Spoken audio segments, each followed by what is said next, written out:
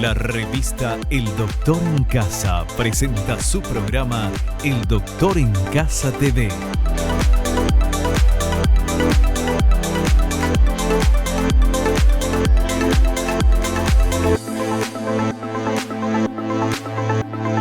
Con la conducción de Vivi Landó, El Doctor en Casa TV.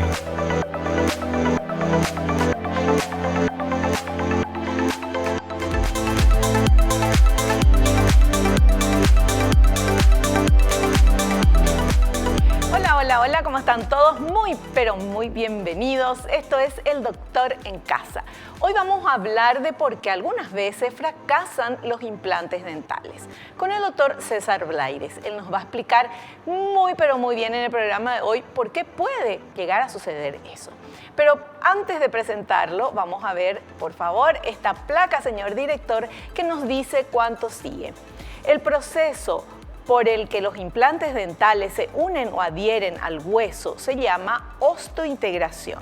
El fracaso de los implantes se debe a que no se produce esta osteointegración y por el contrario se forma un tejido fibroso alrededor del implante en lugar del hueso, lo que se denomina fibrointegración. Las causas pueden ser previas o posteriores a la colocación de la prótesis. Bueno, esto es lo que nos, nada más que para saber así de primera, para saber el tema que vamos a hablar. Y ahora les voy a presentar a nuestro invitado, es el doctor César Blaires. Él es odontólogo, máster en implantología oral avanzada por la Universidad de Sevilla, España. Realiza tratamientos de periodoncia, implantes suizos, cirugía oral, sedación consciente, experto en casos complejos donde no hay hueso disponible. Está con nosotros el doctor César Blaires, a quien saludamos. ¿Qué tal, Doc? ¿Cómo te va? Todo bien, perfecto. Qué gusto tenerte acá en el programa de vuelta con este tema tan interesante, doctor. Sí, porque mucha gente me dice, es que me han dicho que yo rechazo los implantes. O sea, le han puesto el implante o los implantes y se le han caído todos los implantes, o uno o dos, varios. Y dicen, no, es que yo tengo poco hueso o mi cuerpo rechaza el implante. Eso es una explicación poco científica y además no es real porque el titanio es un material biocompatible, o sea, el cuerpo lo acepta como si fuera suyo. Entonces no puede haber un rechazo. Lo que puede haber un fracaso, como bien decía, en la osteointegración, o sea, no se forma hueso alrededor del implante. Entonces al principio el implante queda bien anclado por lo que se llama la estabilidad primaria, que es la misma rosca que se produce al preparar el lecho óseo, o sea, dónde vamos a colocar el implante, y se enrosca el implante y queda fijo. Pero ahora vamos a explicar las causas de por qué, si queda fijo, ¿por qué fracasa? ¿O por qué no se forma hueso? Claro, o sea, lo importante que escuché ahora en esta primera parte de la conversación es que eso de mi cuerpo rechaza o yo rechazo, eso no es científico. No es científico. Porque el platino es... El titanio. El titanio, perdón, ya le cambié el nombre. O el circonio, que son los dos únicos materiales con los que se fabrican los implantes, son biocompatibles los dos. Entonces, solamente sería si la persona fuera alérgica a metales. Claro. Y es bien raro, el 0,1% de la población a metales biocompatibles también, porque claro, puede ser que sea alérgico por ejemplo, al aluminio o al hierro. Claro. Esos productos, esos materiales, no los usamos en prótesis de cadera o tampoco se usan para los implantes dentales.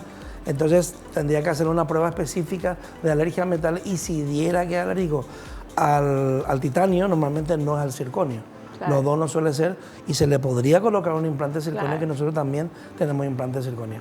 Qué interesante, es súper importante lo que estamos hablando, porque yo escuché ya varias veces también de gente que decía que su cuerpo rechazaba y cuando uno no sabe, cree lo que escucha, ¿verdad? Y ahora estamos aprendiendo acá que eso no es. Pero vamos a ver por qué puede fracasar, no es rechazar, pero sí puede haber implantes que se muevan, que se caigan, y qué es lo que pasa, el porqué de eso y sobre todo cómo prevenir, porque esa es la idea, ¿verdad? Acá del programa es conocer un poquito más y saber y prevenir problemas futuros que pueden estar al alcance de nuestra mano, ¿verdad? De hacer esa prevención. Claro, y hay por ejemplo, situaciones en cuanto a vitaminas, que el déficit puede producir el fracaso también.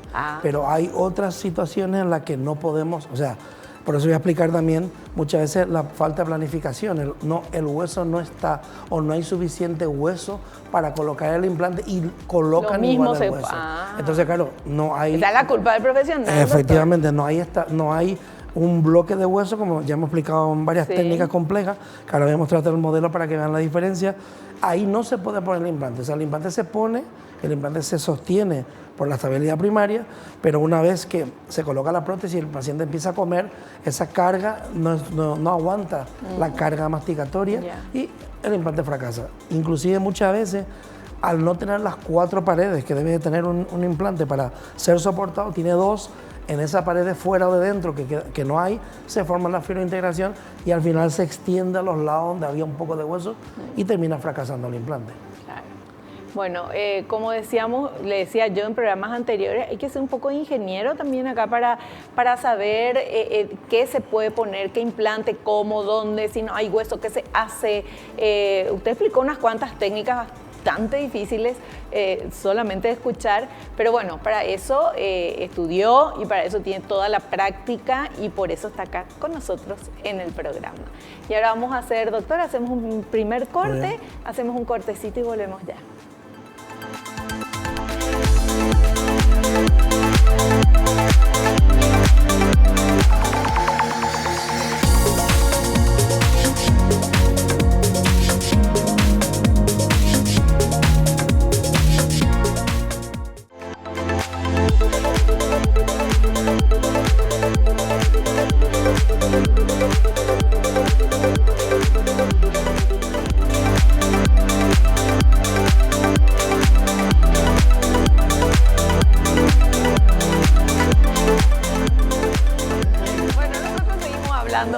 En el corte también con el doctor César Blaires.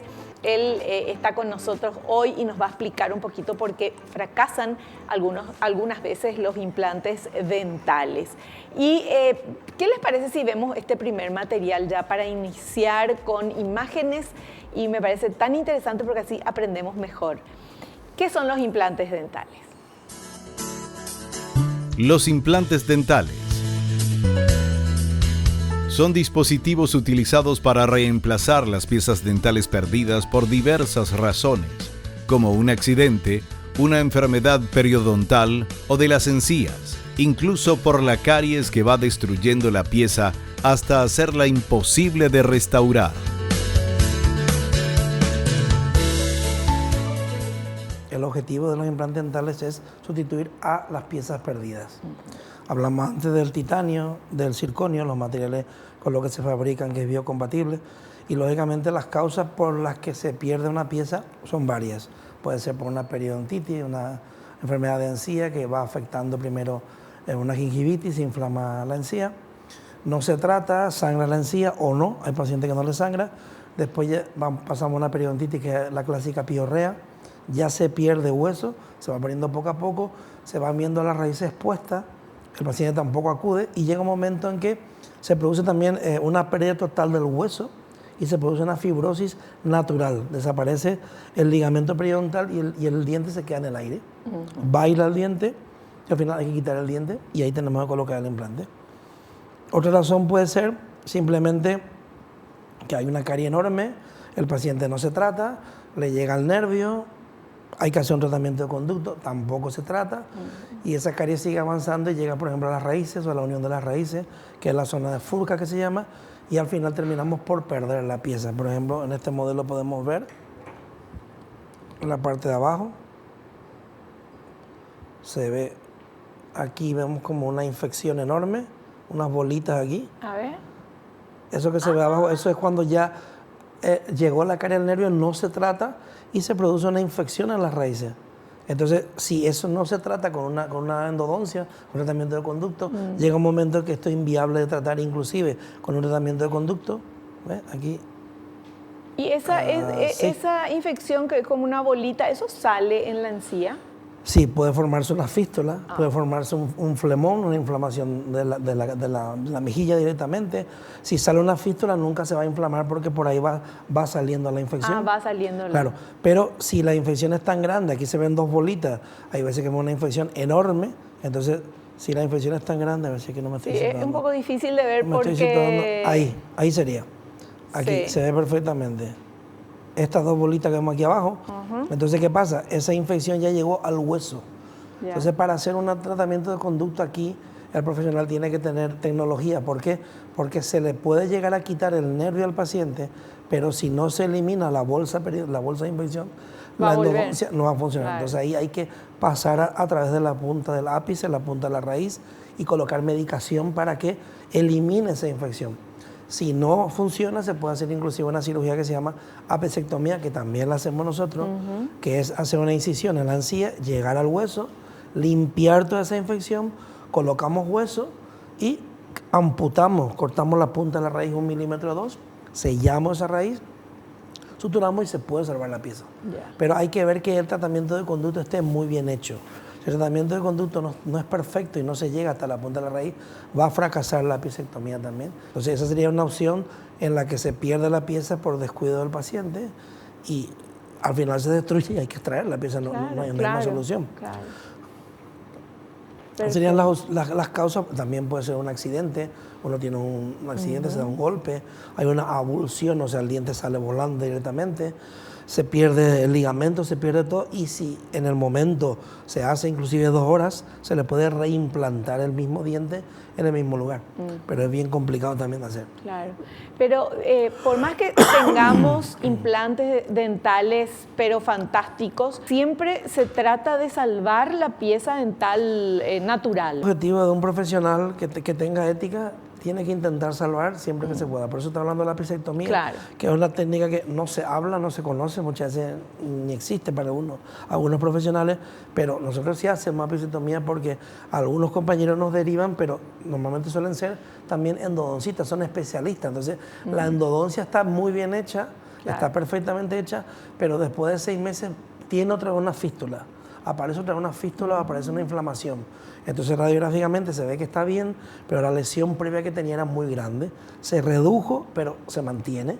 Entonces ahí hacemos una apesectomía y queda perfecto, no tiene por qué tener más complicaciones. Perfecto, súper claro, súper claro. Bueno, hacemos un pequeño corte y volvemos ya.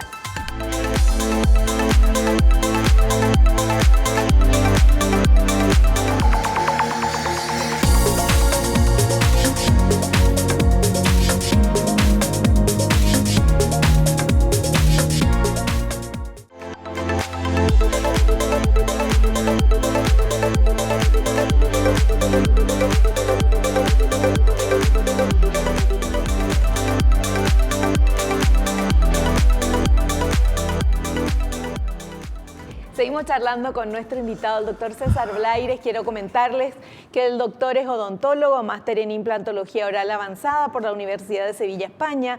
Realiza tratamientos de periodoncia, implante suizo, cirugía oral, sedación consciente, experto en casos complejos donde no hay hueso disponible. Y él está atendiendo aquí en Asunción. Abrió también un consultorio en Ciudad del Este y ¿dónde más, doctor? Y en Piribegüey. Y en Piribegüey. 3 consultorios tenemos. Así es, recorriendo el país. Dentro de poco la van a ver en cualquier otro lugar al doctor.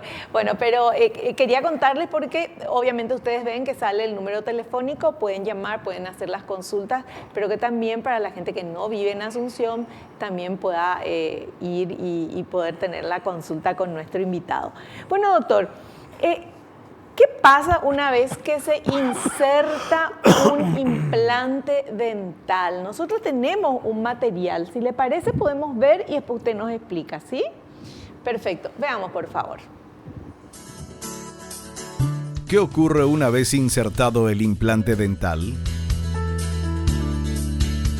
Se debe mantener en el lecho óseo por estabilidad primaria, es decir, con un torque de inserción que lo mantiene firme en el hueso receptor.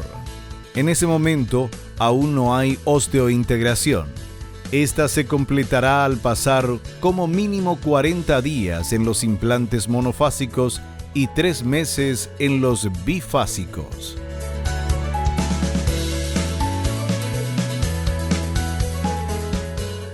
Cuando colocamos el implante, como dije antes, el implante se mantiene por la estabilidad primaria. Si el implante está insertado en un espacio que tiene 4 paredes de hueso, el implante normalmente no falla. Sí. Si por el contrario tiene 2 paredes o el hueso es muy fino o se fractura, se sigue manteniendo al principio por la estabilidad primaria, por el torque de inserción, la rosca, pero fracasa, se forma una fibrointegración porque no tiene suficientes paredes. Hay casos inclusive que la pared es correcta, o sea, tiene el espacio adecuado, se hizo una inserción normal y puede fracasar también. Eso sobre todo es cuando el nivel muchas veces de vitamina D es bajo. Se ha comprobado que la vitamina D influye muchísimo en la cicatrización. Por eso cuando el paciente, en la formación de hueso, por eso cuando el paciente se ve que tiene la boca muy mal, tiene una periodontitis muy avanzada, le solemos dar un tratamiento de vitamina D como complemento y con eso solemos prevenir el fracaso de los implantes también. Claro. Tantas cosas hay que tener en cuenta con este tema de los implantes, porque no es solamente colocar el implante, ¿verdad? Sino ver cómo está y tratar ese hueso, la boca que esté bien como para recibir, porque el implante puede ser 10 puntos, perfecto, pero si donde lo va a recibir no está en buenas condiciones, fracasa. Claro, fracasa.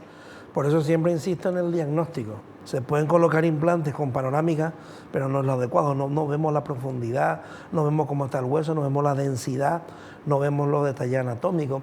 En fin, para mí es fundamental, aunque sea un solo implante, siempre mandamos a hacer un TAC. Doctor, ¿hay algún momento que usted ve una situación y dice, acá no puedo poner ningún implante? Sí, hay veces que nosotros cuando ya vemos el TAC solemos ver qué zonas podemos tener problemas. Gracias al TAC, claro. A veces por experiencia, porque siempre cuando hay una persona que tiene muchos restos radiculares, muchas raíces antiguas que están ahí metidas, que se ven, otras no se ven, esas zonas siempre el hueso está muy mal. Suelen tener como un agujero, directamente tiene como unas perforaciones y ahí muchas veces es complicado poner un implante. Entonces con el TAC vemos, por ejemplo, el lunes pasado tuvimos una cirugía que por cierto es la señora de más edad que hemos puesto en Paraguay, 90 años. Ay, me encanta, está cuidando su dentadura. 90 años, le hemos puesto la parte de arriba entera con implante y en 1 hora y media estaba terminado. 6 implantes se le pusieron. Ay, feliz. Y perfecto. Seguro. Y sí, muy bien, la verdad que todo bien. Ya pensaba que por la edad no podía, porque me dijeron que no me puedo poner, que para qué me voy a poner, y la señora está muy bien. Claro. Parecía con la señora que comenté varias veces en España, 92 años, una señora que está ágil, usa bastón, pero está muy bien. Pero claro. Mentalmente perfecta, conversa muy bien. Dice, yo quiero comer de todo y no puedo comer. Claro. Entonces, por lo menos comer bien, hacer mi vida social, la poca vida social que ya me queda, pero quiero verme bien, a una persona que está bien y que pueda, lógicamente. Pero claro. Entonces, le hicimos eso y justamente tenía muchos restos radiculares, muchas veces por el miedo. Al otro lado dijeron que no se los podían quitar por la edad, no le vaya a pasar algo. Es que eso, por ejemplo, viniendo un profesional me parece un poco, o sea, no tiene formación, no se le puede decir eso porque complicaciones podemos tener en una persona joven también. Claro. Pero no porque tenga una edad ya quiere decir que esa persona está desahuciada. Ya no se le puede tocar. Ya no se le puede tocar, hay que dejarlo en un rincón y que se queda ahí, eso no puede ser. Entonces le colocamos los implantes y sí tenía muchos restos superficiales, otros más profundos, y en el TAC detectamos 2 restos de hacía muchísimos años que estaban bastante profundos. Entonces, si eso no se lo hubiéramos quitado, en esa zona no íbamos a poner implante, pero si no se lo hubiéramos quitado, esas raíces al tocar el lecho, al volver a activar la circulación, iban a provocar una infección secundaria y podían provocar el fracaso de los implantes. Y después, ¿qué justificación le damos? Pues ser un error mío de planificación por no mandarle a hacer un TAC. Como vimos en el TAC, le sacamos todas las raíces, le mostramos la cantidad de raíces que tenía. El hijo también ya sabía que tenía muchas, pero no sabíamos exactamente. En el TAC creo que fueron 12 restos radiculares, si mal no recuerdo.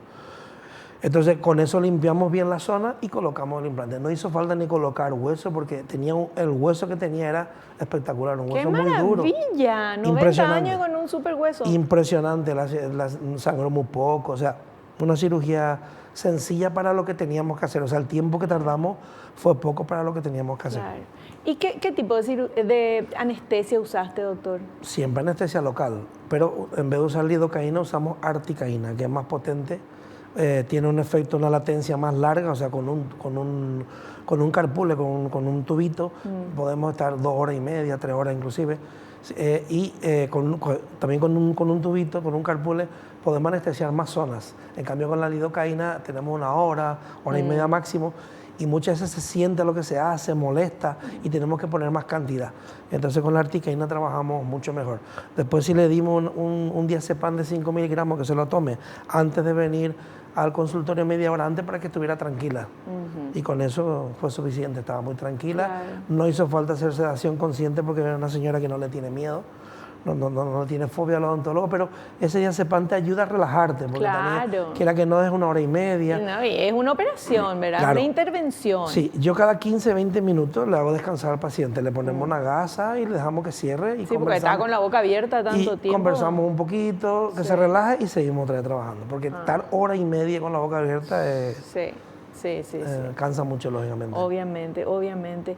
Doctor, ¿y esta diferencia entre lidocaína y esta otra? Articaína.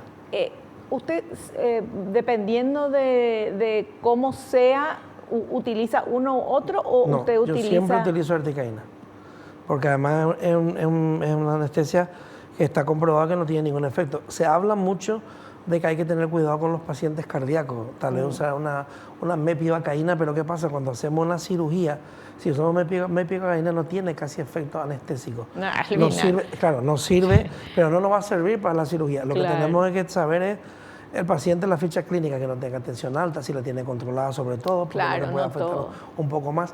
Pero sobre todo es intentar usar la menor cantidad posible de anestesia sin que le duela, lógicamente. Obvio. Por eso cuando hacemos algo un poquito más grande y no hacemos sedación, se le manda también un ansiolítico, un diazepam de 5 miligramos, y con eso baja la ansiedad. Si es un poquito más ansioso, 10 miligramos, y se queda hasta un poco dormido, solo con una pastilla.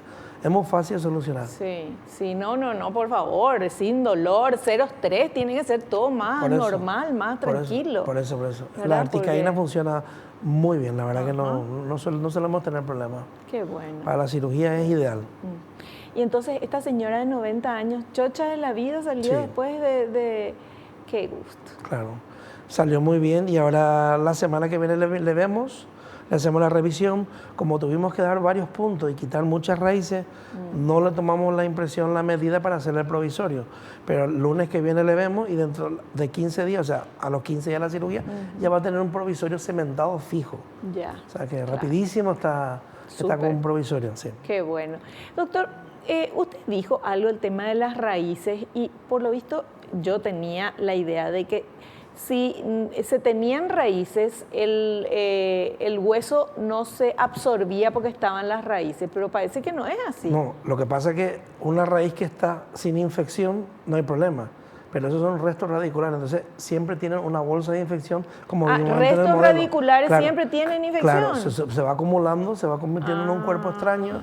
Muchas veces el mismo cuerpo lo va sacando, va subiendo, pero otras veces no. Entonces, cuando sacamos, tiene esa bolita de infección, que es un granuloma, que es una que ya absorbió todo el hueso. Semisólida, y si es un quiste sólido, entonces ahí tenemos que nuclear, o sea, quitar hueso para quitar. Normalmente lo que hay es un granuloma. Entonces, cuando hacemos la extracción, queda eso, con ese defecto gigante, y muchas veces no podemos colocar el implante ahí. Si hay muchos restos, a veces no podemos colocar. Tenemos que hacer una regeneración, otra técnica. Pero en este caso no hubo problema, pudimos colocar los implantes sin problema y todo. ¿Y por qué se quedan raíces sin dientes? Porque muchas veces, antes lo explicamos también, que muchas veces el paciente o no se cuida, se le va rompiendo y no le duele. O hay veces que le hacen la extracción, se queda algún resto también, que puede pasar. A veces pasa a ser percibido, por eso es importante a la hora de hacer la extracción ver si están todas las raíces, que hay veces que falta alguna raíz y como no la vemos, pues la dejamos. O hay variantes anatómicas, por ejemplo, un premolar que normalmente tiene 2 raíces puede tener una tercera más corta. Y si no la vimos, pues se queda ahí también. ¿Las raíces se ven con qué? Se ven con una radiografía. Con la radiografía ya se ve. Se ve. Pero cuando son muy pequeñas o cuando están amontonadas, muchas veces como una radiografía, no vemos la profundidad, con el TAC sí podemos ver. Claro. Entonces había 2 o 3 raíces que estaban tapándose por otras que estaban delante. El TAC es espectacular para que usted pueda ver, o el profesional pueda ver, cuál es el territorio donde va a estar trabajando. Es que vemos todo: anchura, altura, densidad ósea, lesiones que tiene el paciente, posibilidades para hacer la cirugía, alteraciones anatómicas o las partes anatómicas que no podemos tocar o si tenemos que hacer una elevación de seno. En fin, planificar todo lo que necesitamos para hacer la cirugía. Sin TAC, la verdad que hoy en día es un poco absurdo trabajar sin TAC teniendo esa herramienta. Cuando yo empecé eso ni existía, o sea que hacíamos una radiografía oclusal, que era una placa como mi mano, se ponía y la radiografía se ponía de abajo hacia arriba o de arriba hacia abajo y veíamos el hueso y entonces hacíamos una especie de TAC un poco arcaico, pero veíamos la anchura del hueso y podíamos ver con dónde colocar el implante y planificar. Pero ahora teniendo el TAC que podemos cortar milímetro a milímetro, es un poco absurdo no usarlo. Claro, perfecto. Bueno, seguimos con este siguiente material, por favor, que dice, ¿qué ocurre? La osteointegración. La osteointegración es el proceso en el que se forma hueso alrededor del implante, por lo que se integra al maxilar superior o inferior, pasando a formar parte de la estructura ósea y cumpliendo la función masticatoria al colocar la corona y o prótesis sobre el mismo.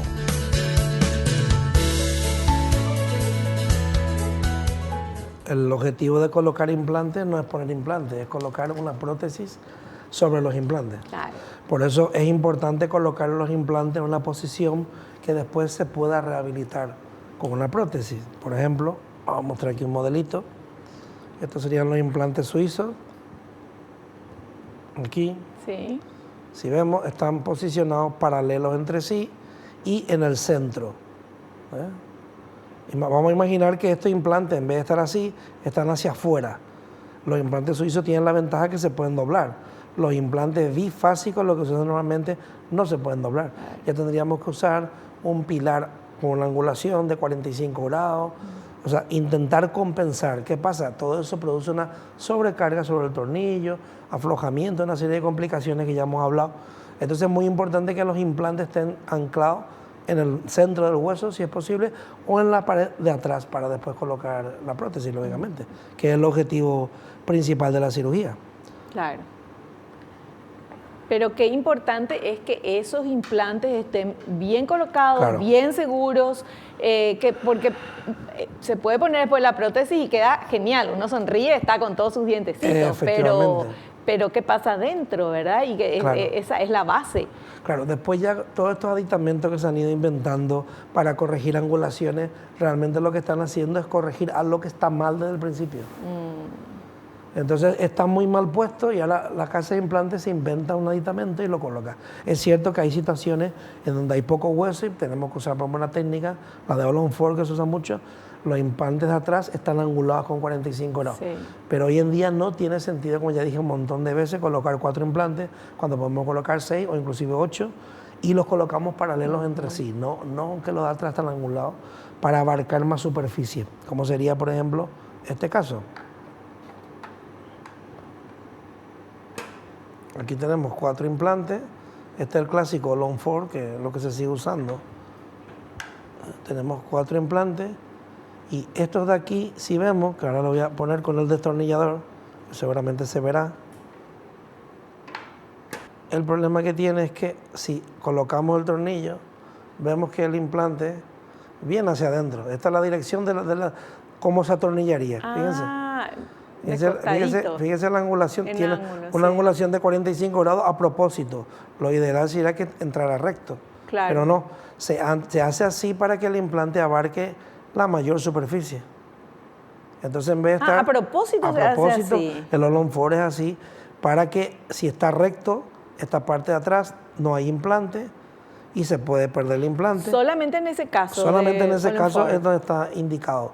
Y colocamos así. Es una forma de ganar superficie de implante sin colocar más implantes.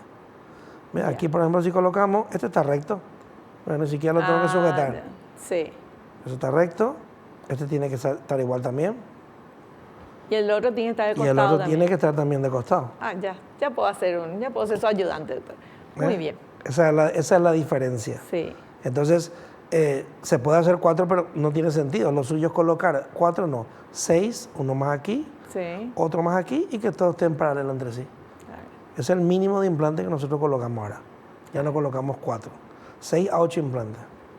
Para asegurar, doctor, ¿verdad? No, es que por una cuestión ya de conocimiento, Sí. el 4 implantes se hizo con una técnica muy buena, pero se hizo sobre todo por cuestiones económicas y también para que eran pacientes que tenían prótesis completa, tenían paladar muchos años y no tenían mucho hueso, y entonces había que hacerle un injerto. Estamos hablando de hace 20 años, Sí. cuando se hizo la técnica. Sí. No teníamos los materiales. Era otra época. Era otra. Entonces, sin hacer una técnica muy compleja y no que sea tan costosa, se diseñó esta técnica que está muy bien, pero hoy en día no tiene sentido. Entonces, yo siempre coloco 6, porque Claro. si colocamos 4 y dejamos como pasa aquí, que este modelo es que me encanta porque con este se explica todo lo malo que puede pasar. Aquí hay 4, Sí. pero fíjense que la prótesis se extiende más allá. Esto se llama cantilever, Sí. es un término técnico, o en bandera, porque es como si fuera una bandera que está en el aire. Sí. ¿Qué pasa? Cuando masticamos, que es la Se parte mueve. posterior, al principio no, pero toda la carga va sobre estos implantes y sobre todo por los distales, los de atrás. Ya. Entonces, si en vez de colocar esto, colocamos un implante más aquí y colocamos un implante más aquí, la distribución de la carga es más homogénea. Entonces, si podemos evitar eso, ¿para qué vamos a colocar 4? Claro, claro. Ese es simplemente el objetivo, no tiene Perfecto. más allá. Doctor, ¿cuál es el diente que más se pierde? ¿Cuál es el diente que más se cae o que más se pierde? Sí, que le falte más a la gente, Ajá. premolar y molar. Serían en esta zona. Premolar y molar son los de atrás. Serían los de Ajá. atrás, digamos que esta zona, Sí. la parte posterior, pues, el canino no, sería premolar y molar. Sí. Siempre O sea, después la muela, sí. del canino, Sí, los de que van. sí, esos suelen ser los que más se pierden. ¿Y por qué eso, doctor? Es la zona de masticación, es la Ah. zona, después también hay más retención. Si vemos la anatomía del diente, tenemos una anatomía que está bastante marcada. Sin embargo, si vemos un diente, la anatomía es lisa, Sí. tiene menos retención de alimentos. O sea, lavándose normal, el diente es más difícil que tenga caries. Un molar o un premolar es más fácil porque retiene más alimentos, Claro. retiene en la zona oclusal del centro y en la zona interproximal, que sería entre diente y diente, o entre muela y muela. Entonces hay que ser más estrictos, o sea, lo dental, porque aquí se queda ahí alimento, para no tener caries en los molares, es más complicado. Ahora la parte anterior, lavando delante, atrás, es más difícil que, de hecho, siempre se dice, si el paciente tiene caries en los dientes, que no se lava nada o muy poco. Claro. Es una forma de saber también. Si tiene caries en los dientes Sí, adelante. en la diente adelante, sí. Ya. En la zona molar es más común por lo que Claro, estamos hablando. Claro. Perfecto. Bueno, súper claro, tenemos que hacer un corte, me indican, volvemos enseguidita.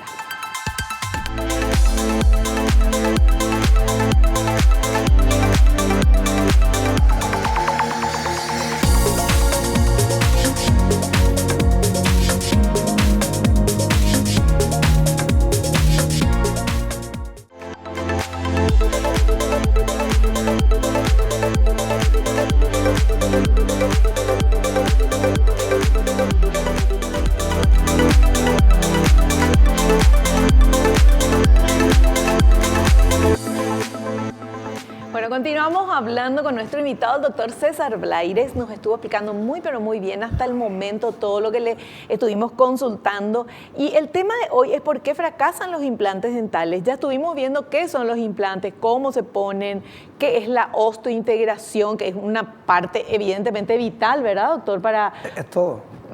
si eso no está bien durito, osteointegrado, Sí. esa es la palabra, entonces por más que le pongas un diente bellísimo, se va a mover, se va a caer y no va a funcionar.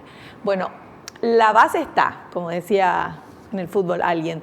Ahora vamos con este otro material que habla de las causas del fracaso previa a la colocación de la prótesis. Sí. A ver, por favor. Causas del fracaso previas a la colocación de la prótesis. Una de las causas es el déficit de vitamina D, que es muy importante para formar hueso alrededor.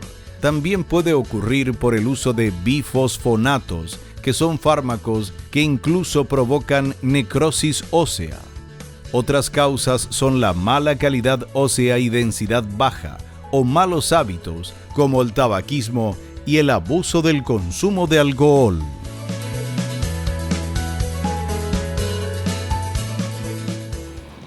Doctor, pero esto es todo culpa del paciente. Todo lo que dice acá es culpa del paciente. ¿Por qué uno tiene mala calidad ósea, por ejemplo? Bien,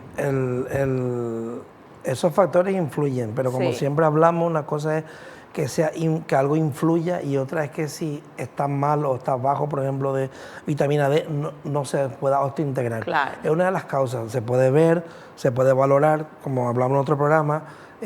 Si no se produce hueso en el tiempo que uno quiere, que es 40 días cuando se ve que está bien, si fracasan antes de 40 días, muchas veces la causa puede ser la calidad ósea. Pero la calidad ósea, como siempre hablamos, el paciente viene y te dice, bueno, es que he ido a otro lado y me han dicho que no me puedo poner implante porque no tengo hueso. Es que si te faltan piezas, no vas a tener el hueso necesario, ideal, no vas a tener. Pero siempre hay hueso. Entonces, si la calidad del hueso, sobre todo la densidad, la dureza en la parte de arriba es muy mala, que hay hasta 4 grados, por ejemplo, si es nivel 4, es como si fuera una manteca. Entonces, en esos casos tenemos que usar a veces otro tipo de fresas, inclusive, o los implantes que tenemos aquí, los implantes monofásicos, que estos implantes lo bueno que tienen es que si no hay hueso o el hueso es muy blando, el mismo implante, al ser autorroscante, arrastra hueso. Claro. No hay que preparar un lecho óseo grande, o sea, con una fresa de 1 milímetro preparamos y con eso pues, arrastramos el poco hueso que tiene el paciente y compactamos el hueso y queda fuerte. Entonces, por eso tenemos que tener alternativas a los tratamientos, alternativas de implantes, alternativas de materiales, alternativas de técnicas, porque muchas veces no hace falta de técnicas, pero en otros casos sí no hace falta. Doctor, y una persona, por ejemplo, que tiene osteoporosis, ¿eso tiene también osteoporosis en los huesos de acá o no? Claro, la osteoporosis se habla de que hay un déficit en la densidad, no en cantidad porque no vamos a crecer de hueso, pero sí en la calidad y densidad del hueso. Está agujereadito, como que está poroso, ¿verdad? Sí, está más poroso y es más propenso a tener fracturas, por ejemplo, si tiene una caída, sobre todo en las mujeres, lógicamente, porque les llega la menopausia, suele pasar. Para eso se suelen utilizar suplementos de calcio. Pero uno de las contraindicaciones son los bifosfonatos, que hablo siempre. El famoso Prolia, que es inyectable. Al paciente muchas veces no se le explica realmente lo que tiene y ese medicamento es malísimo. Aunque hay 2 escuelas, como ya dije muchas veces, unas que inclusive en Argentina han hecho un estudio bastante largo y le ponen inclusive bifosfonato al que no tiene y tiene un resultado excelente. Sin embargo, en Europa y en Estados Unidos, si el paciente utiliza el que va por vía venosa, es recomendable esperar 1 año inclusive después de la última aplicación, mínimo 6 meses, y el que va por vía oral hay que esperar 3 meses. ¿Por qué? Porque se comprobó en otros estudios que hay también que produce una necrosis. O sea, una necrosis quiere decir que el hueso se va como quemando, se va autodestruyendo, se consume y no hay forma de parar esa autodestrucción del hueso, se muere. Y es muy complicado de parar, se manda antibióticos, y volver a rascar el hueso, o sea, puede provocar unos defectos enormes. Entonces, por precaución, es mejor si un paciente toma, a ver qué tipo toma y que deje de tomar. Ya, entiendo. Bueno, y estas son las causas del fracaso previa, que puede ser previa a la colocación. O sea, si con esto se coloca, lo más probable es que fracase. Exactamente. ¿Verdad? Si no se corrige. Exactamente, porque ya sabemos que existen estudios que demuestran esto. Entonces, si sabemos que hay posibilidades de que fracase, ¿para qué vamos a colocar sabiendo los problemas que pueden ocasionarse? Entonces vemos, por ejemplo, vitamina D es muy fácil. Se le mandan, por ejemplo, 10.000 unidades a la semana que viene, que no es la típica vitamina D que compramos en la farmacia, que tomamos una pastillita, uno todos los días. No, esos son 10.000 unidades mínimo a la semana, una pastilla, o 50.000 unidades cada 15 días, que es más potente todavía. Eso es lo que solemos darle y entonces con eso garantizamos que el nivel de hueso es mejor. Si nos fracasó el implante, si tenemos una tasa muy alta de fracaso, por ejemplo, en un paciente tenía que poner 6 implantes y fracasaron los 6. Gracias a Dios, a nosotros eso no nos suele pasar. Pero si llega a pasar que fallan 2 o 3, eso es muy alto el fracaso. Entonces tenemos que suplementar, volvemos a hacer la cirugía, pero ya le mandamos la vitamina D para suplementar y evitar otra vez que haya cualquier defecto o fallo que podamos corregir. Claro, bueno, esto que nos está contando y lo que decía el material son las causas que que podrían llevar a un fracaso Sí. previas, dice. Previas. Causas de fracaso previa a la colocación de la prótesis. O sea, si está así, con falta de déficit de vitamina D, tomando bifosfonatos, ¿verdad? O la mala calidad ósea con densidad baja, entonces... Puede hacer fracasar. Claro. Hay que tratar eso previamente antes de colocar. Claro, la única que tenemos que evitar directamente el bifosfonato es ver si es vía oral, Sí. o vía oral o endovenosa, y vemos el plazo de espera. La mala densidad ósea la podemos hacer en la misma cirugía, podemos hacer una regeneración, por ejemplo, aquí hay mala calidad porque el hueso es 1 milímetro. Sí. Ya sabemos que aquí no podemos colocar el implante, aunque aquí se ha puesto y el resultado es nefasto porque por fuera y por dentro no hay nada de hueso. Claro. Entonces tendremos que hacer una expansión, ensanchar el hueso y hacer una regeneración, que es rellenar el hueso, o sea, el espacio con hueso.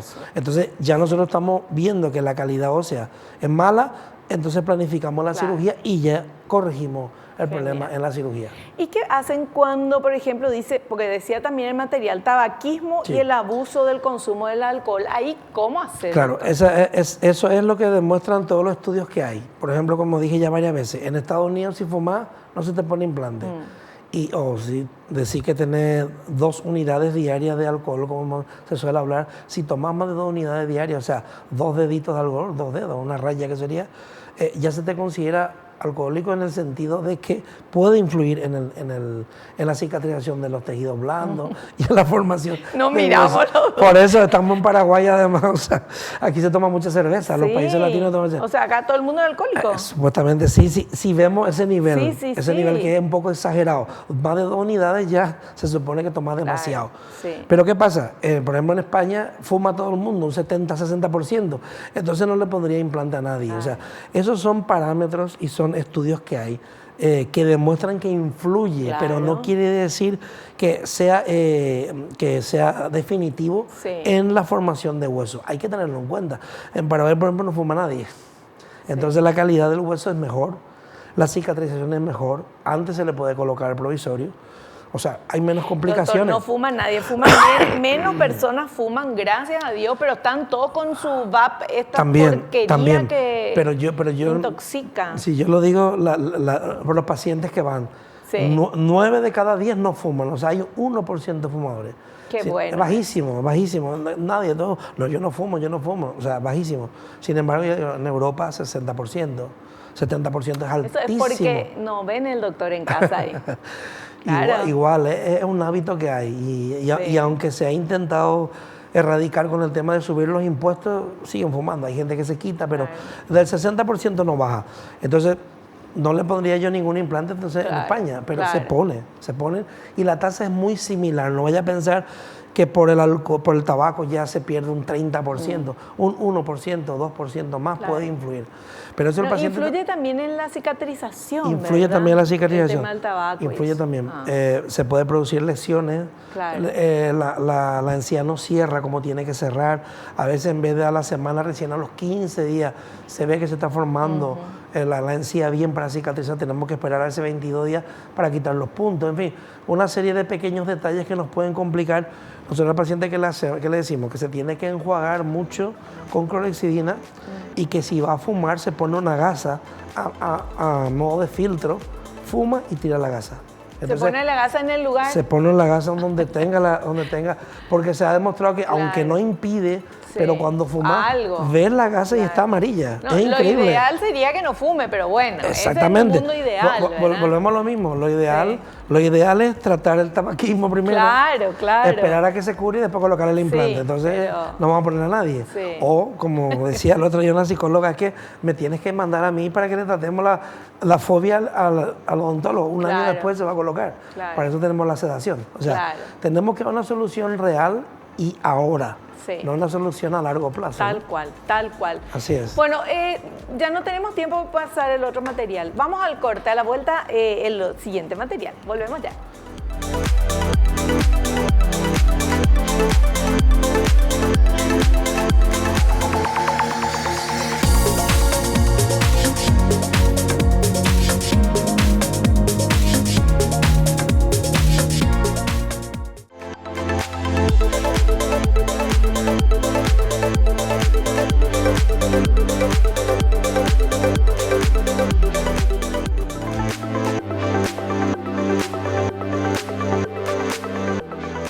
poquísimo tiempo nos queda. Por favor, señor director, el siguiente material. Causas del fracaso posteriores a la colocación de la prótesis. Sobrecarga oclusal, es decir, en una zona de la prótesis hay mayor presión al masticar, lo que produce reabsorción ósea y la pérdida del implante si no se corrige a tiempo. También ocurre por falta de higiene en la zona del implante, ya que además del cepillado diario 3 veces al día, se debe usar irrigador bucal para eliminar las bacterias. Otra causa es la falta de revisiones periódicas, en las que se realiza una radiografía para verificar el nivel óseo y ver si hay una reabsorción leve que necesitará una regeneración ósea para evitar la pérdida del implante, además de la limpieza anual con ultrasonido y pulverizador de bicarbonato para eliminar bacterias y sarro. Efectivamente. Sobrecarga oclusal es cuando colocamos la prótesis y no está bien balanceada. O sea, cuando el paciente cierra, ocluye, mastica, siempre hay un punto que contacta primero. Si eso nosotros no lo detectamos en el laboratorio, normalmente traen bien la prótesis, pero cuando el paciente ocluye, mastica, tenemos que pasar un papel articular y vemos y le hacemos que cierre y que haga movimientos rotatorios para ver dónde hay un punto de sobrecarga y eso lo rebajamos. Y si el paciente nota también cuando mastica como que no encaja bien o que le presiona más un lado que el otro, también tiene que venir y se ajusta. Con eso se evita la reabsorción. Lo de la higiene es algo lógico, tiene que cepillarse, tiene que llevar un control. El irrigador es fundamental para justamente el resto de alimento que queda. Cuando en la rehabilitación no podemos usar hilo dental. Cepillo interproximal no se recomienda porque es muy grande. Es para cuando hay hueco. Nosotros no dejamos hueco. Claro. Hay una técnica que hay profesionales que la usan, que es dejar espacio para que sea más fácil higienizar, pero se mete muchísimo alimento y es un desastre tener que estar. Entonces lo suyo es mejor que ajuste bien al pilar y a la encía y que esté más sellado. Después hacer las revisiones periódicas es importante porque en la radiografía podemos ver se perdió 1 milímetro, 2 milímetros y hacemos una pequeña regeneración y evitamos que, aparte del corte, que fracase el implante. Claro. Y por último, la limpieza anual con un ultrasonido, fundamentales para quitar el resto del sarro o alimentos que se puedan quedar. Y el pulverizador de bicarbonato a presión lo que hace es que se mete debajo de la encía y esas bacterias que quedan alrededor de la encía, que son las que hay que cuidar, porque tenemos la prótesis unida al implante y el implante a su vez unido al hueso y la encía que cubre. Ese pasaje, digamos, que hay que entre la encía y el hueso, el que hay que intentar que ahí no se acumulen bacterias, porque si no, no llegan al hueso. Claro, perfecto, súper claro. Bueno, y tenemos también consultas de las personas que ven el programa, que nos envían las consultas para usted, doctor, y vamos con esta primera preguntita. ¿El paciente puede notar que algo ha fallado en el implante dental? Sí, claro, va a depender de la época de si es al principio, pero normalmente nota molestias. Y a veces inclusive nota que el implante baila, entonces si estamos en periodo de integración hay que sacar el implante. Si ya la corona está colocada y va atornillada, muchas veces lo que nota es que la corona baila, pero es porque el tornillo se aflojó y con una simple viene, se la aprieta y normalmente se soluciona. Perfecto. Vamos con otra consulta. ¿Cuál es el procedimiento en pacientes con enfermedades periodontal que debe colocarse implantes dentales? Igual, si tiene enfermedad periodontal y las piezas que tiene ya están perdidas, igual en esa zona no hay hueso, no podemos colocar. En otra zona puede ser que tenga más hueso y se limpia, se extrae la pieza, se limpia la zona con una cureta, se saca todo y se puede colocar perfectamente el implante si el hueso que está ahí está bien. Si no hay hueso, otra zona tenemos que buscar. O sea, porque tenga enfermedad periodontal no quiere decir que no se pueda poner implante. Se puede poner perfectamente. Perfecto. Bueno, y nos indican que ya se nos fue el tiempo. Doctor, queremos agradecerle la presencia y lo esperamos en un próximo programa. Muchísimas gracias y espero que me inviten otra vez. Por supuesto que sí. Nosotros nos despedimos hasta el próximo programa, si Dios así lo permite, y no te olvides lo que te digo siempre, porque es cierto, naciste para ser feliz, no te conformes con menos. Chao, chao.